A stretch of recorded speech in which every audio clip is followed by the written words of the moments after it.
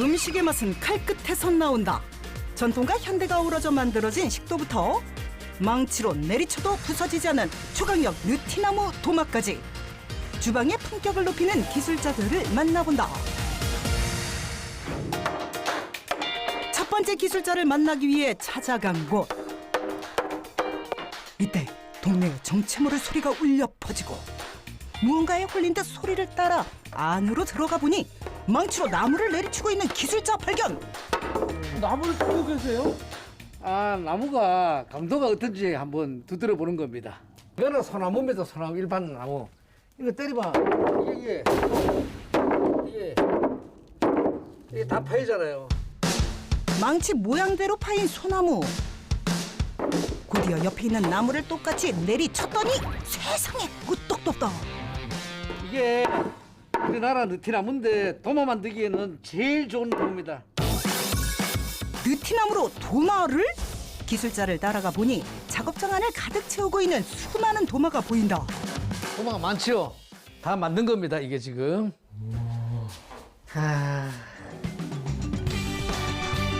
자세히 살펴보니 도마 하나하나에 느티나무의 결이 그대로 살아있는 모습. 그런데 알고 보면 느티나무 도마에는 재미있는 이야기들이 얽혀 있다는데. 이 도마에 전설이 많은데 그거 오늘 좀 이래 설명을 드릴게요. 바로 불꽃문양입니다. 불꽃문양. 이렇게 타고 올라가는 거 이렇게 끝까지 타고 올라가잖아요. 이렇게요. 하는 사업이 잘 되고 또 승진한다 이래가지고 이제 이 문양을 찾으러 많이 오십니다. 자, 이게 이제 바로 먹기복입니다. 이제 이래 먹이 든 거예요, 옆에. 승진이나 시험을 준비하는 사람들에게 좋은 기운을 불어넣어준다는 설이 있다는 먹기목 도마. 이게 이제 가장 귀한 나무입니다. 이게 이게 용비늘입니다. 용 등에 비늘 끝까지 이렇게요. 이런 거는 정말 잘 없어요, 나무가. 이 용비늘을 그 용목을 갖다 놓으면은 자손이 크게 된다 이래가지고 이걸 구하러 오는데 이게 몇백 개에서 한 개에 나올지 말지 합니다, 이게. 나무 도마 무늬와 관련된 재미있는 이야기 끝! 이렇게 한 나무에서도 다양한 문양의 도마가 나오기 때문에 예나 지금이나 많은 이의 사랑을 받고 있다고. 그럼 팔색조의 매력을 갖춘 느티나무 도마는 어떻게 만들어질지 뒤뚫러 나가니 잔뜩 쌓인 나무 판자들 발견! 이렇게 수년을 말려야 됩니다. 이렇게 해가지고 이렇게. 그래야만이 비트름도 없고 터지지도 않고. 재료를 준비하는 것만 수년의 시간이 걸린다는데 갑자기 나무를 두드리는 이유는? 딱딱 소리 나는 거 보니까 잘 말랐네. 소리가 나야 돼요? 이 소리가 맑게 날수록 더 많이 마른 겁니다. 이제 본격적으로 도마를 만들 차례. 잘 말린 느티나무를 원하는 크기로 잘라준 후 기계를 이용해 도마에 옆면을 갈아준다.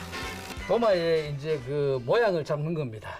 옆면을 이렇게 똑같이 이렇게 만들죠. 옆면을 다듬은 나무 판자를 기계에 넣어 수평을 맞춰주고 절단기를 이용해 가장자리 부분을 동그랗게 잘라 도마의 모양을 만들어낸다. 이제 도마 전체를 갈아줄 차례. 기술자의 마음에 찰 때까지 작업은 계속된다는데 그럼 기술자가 도마를 만들게 된 계기는? 이 나무에 제가 매력에 빠져가지고 이 나무로 도마를 만드는 겁니다. 색깔 좋지, 문양 좋지, 모양 좋지, 그 다음에 강도가 좋고요. 하나도 나무가 나무랄 데가 없는 거래. 도마 표면을 매끄럽게 만드는 동시에 나무의 향과 결을 살려야 하므로 수천 번의 사포질을 거쳐야만 한다는데 다 됐어요. 나무 판자였던 느티나무가 어느덧 도마로 변신. 만져봐요. 되게 매끄러지죠. 와, 코팅한 것 같은데? 예, 코팅한 것 같죠. 이 나무 자체가 강도가 그렇게 강하기 때문에 이렇게 매끄러워요. 이대로 작업 끝인가 했더니 도마를 들고 어디론가 이동하는 기술자. 이내 그릇에 의문의 액체를 부어 도마 전체에 골고루 발라주는데 아니 혹시 이 냄새는? 무슨 기름을 바르시는 거예요? 이거는 들기름입니다. 자연에 막이 생겨가지고 외부에 다른 불순물들이 잘 스며들지는 않습니다. 완성입니다, 완성. 다 만들었어, 이제. 들기름까지 발라 방어막을 형성해주면 드디어 완성이라는데 이게 바로 망치로 아무리 내리쳐도 부서지지 않는 기술자표 추강력 느티나무 도마. 명품 도마답게 고급스럽기 그지없다. 그런데 갑자기 도마 2개를 들고 오더니 각각의 도마 위에서 김치를 써는 기술자. 이거 무슨 상황이지? 세월이 섭외 드나 안 드나 이제 제 도마하고 다른 도마하고 비교하는 겁니다. 각각의 도마 위에 김치를 10분간 올려둔 후 수건으로 똑같이 닦아내는데 과연 결과는? 정말 기술자의 도마에는 김치 국물 흔적조차 남지 않았다. 이 귀한 도마를 보기 위해 멀리서도 손님들이 찾아온다고. 진짜 좋은 겁니다. 이거 만져보면 알잖아요. 도마를 직접 만져본 소감은 어떨지? 촉감이 참 좋죠. 촉감이 부들부들한 게 너무 좋아요. 애기 손 같아. 진짜 애기 손 같아. 애기 손 같아. 도마를 구매한 손님들이 만족스러워할 때 가장 큰 행복을 느낀다는 기술자. 그래 우리의 옛 것이라고 너무 하대하지 말고 좀 이어졌으면 참 좋겠습니다. 앞으로도 저는 최선을 다하겠습니다.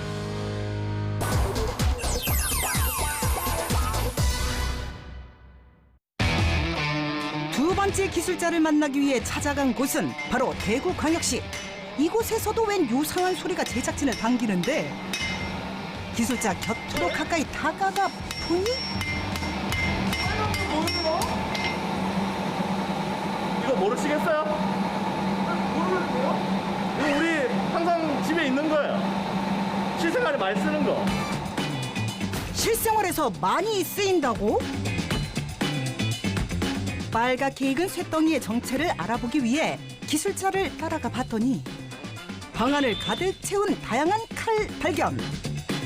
여기도 칼, 저기도 칼. 흔한 디자인부터 조금은 독특한 모양의 칼까지. 칼이란 칼은 다 모여 있는 것 같은데 제가 만든 식도입니다. 멋있죠? 두 번째 주인공은 바로 주방에 없어서는 안 되는 필수품 식도.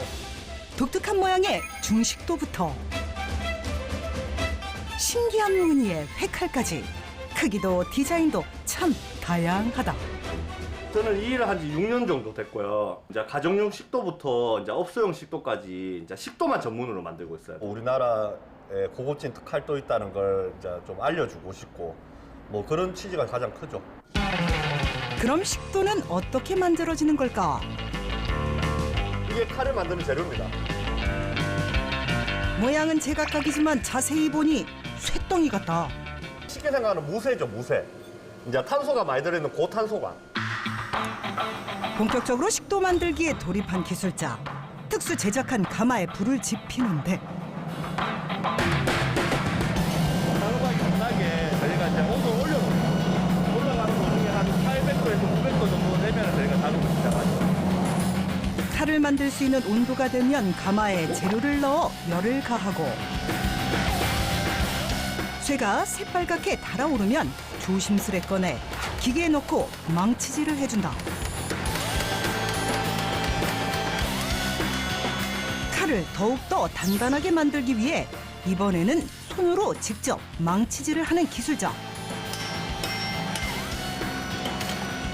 그러더니 망치질한 쇠를 웬 칼에 갖다 댄다? 형태만 기본으로 잡아서 이제 원하는 칼 모양을 이제 따내는 거죠. 복잡한 작업 과정을 간소화하기 위해 기술자가 직접 고안한 방법이라고. 이제 플라즈마 커팅기를 이용해 준비된 쇠를 칼 모양으로 잘라내고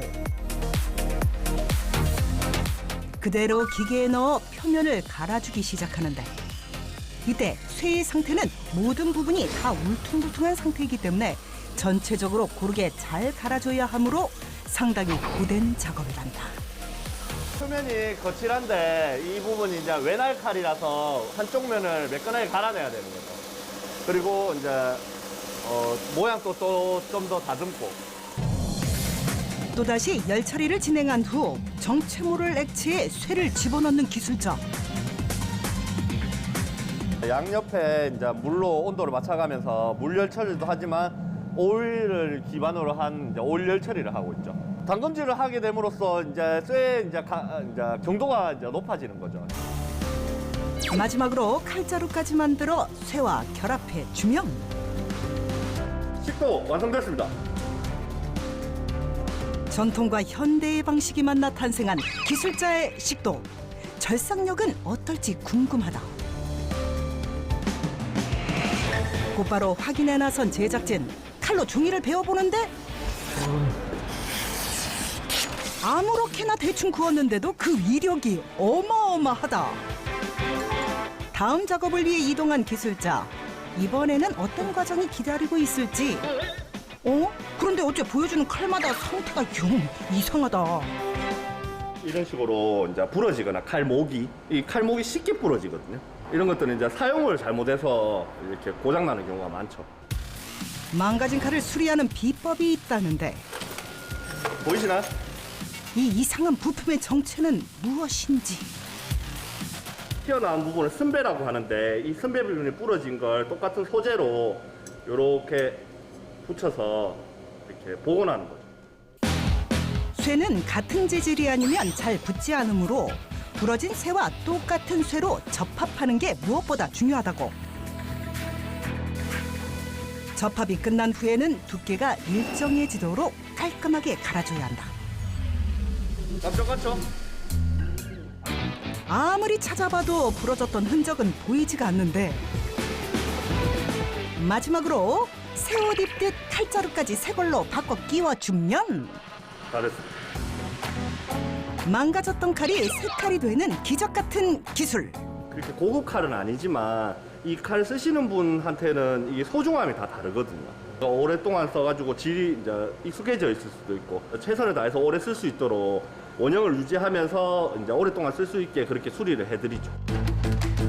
이미 최고의 실력을 갖췄지만 더 많은 이의 만족을 위해 노력하고 싶다는 기술자.